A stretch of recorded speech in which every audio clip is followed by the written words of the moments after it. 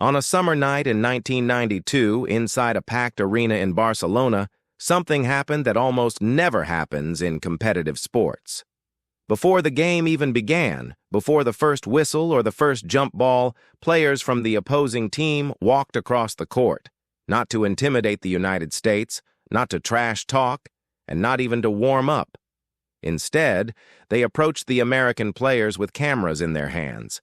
They wanted pictures, photos with their opponents, photos with the men they had grown up watching on television. In that moment, the entire world seemed to recognize something extraordinary. The greatest basketball players on earth were standing together on the same team. For Americans watching at home, it felt like the ultimate confirmation of something they had long believed.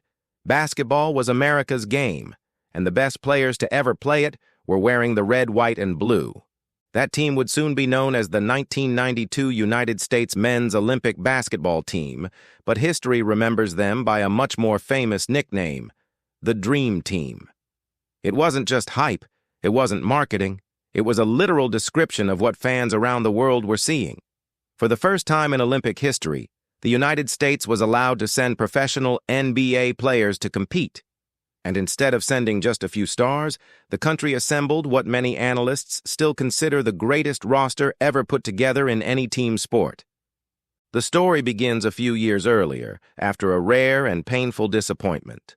At the 1988 Summer Olympics in Seoul, the United States men's basketball team, made up mostly of college players, suffered a shocking semifinal defeat against the Soviet Union.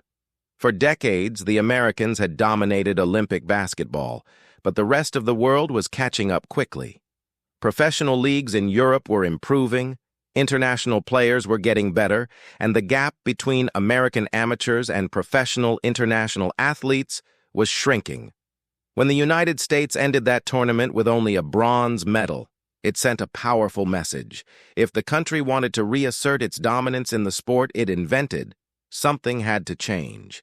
The turning point came when the FIBA, the international governing body of basketball, voted in 1989 to allow NBA players to participate in the Olympics. That decision opened the door for something the sports world had never seen before.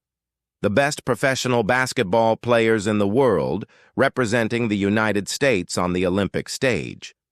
What followed was not just the formation of a strong team. It was the creation of a basketball superpower unlike anything that had ever existed. At the center of this roster was the most famous basketball player on the planet, Michael Jordan. By 1992, Jordan had already transformed the NBA with his breathtaking athleticism, scoring ability, and competitive intensity. He had just led the Chicago Bulls to back-to-back NBA championships and had become a global icon. But even Jordan was only one piece of an incredible lineup. Standing beside him were two other giants of the sport, Magic Johnson and Larry Bird. Throughout the 1980s, Magic and Bird had defined the NBA's golden era through their legendary rivalry between the Los Angeles Lakers and the Boston Celtics. Now, for the first time, they were teammates representing their country, but the talent didn't stop there.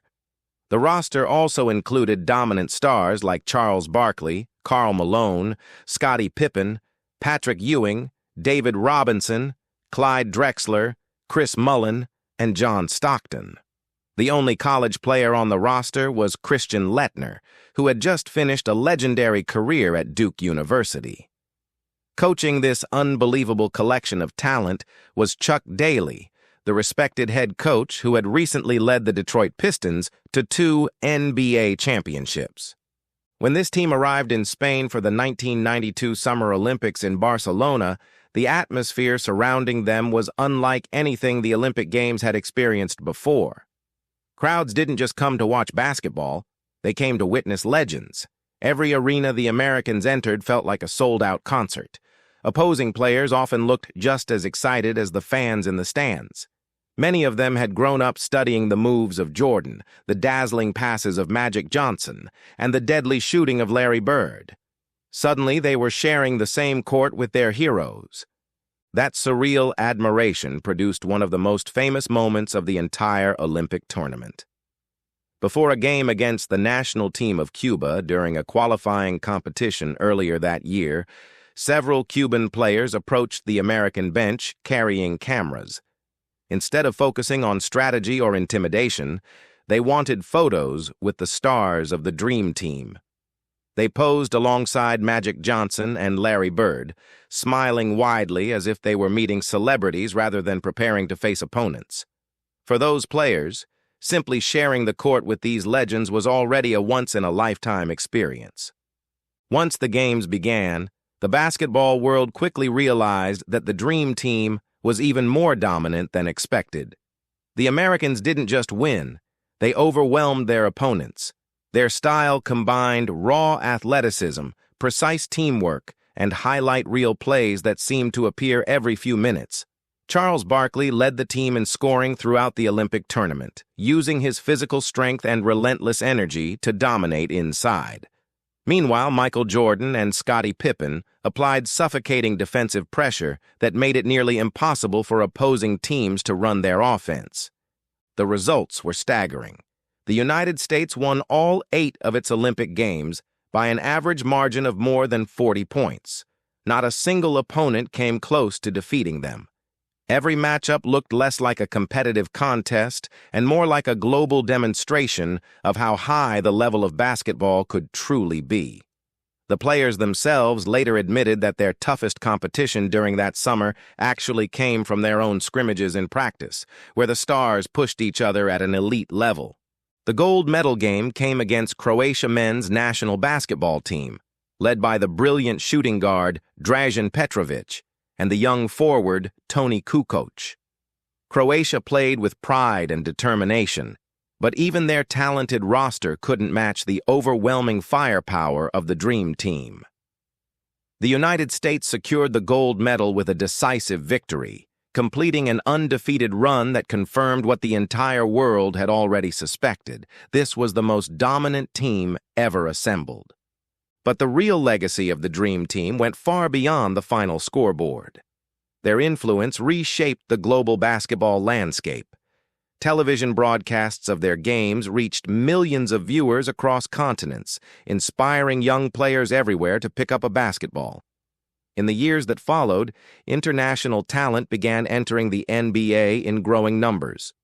Future stars from Europe, South America, Africa, and Asia often cited the 1992 Olympic team as the moment they fell in love with the sport.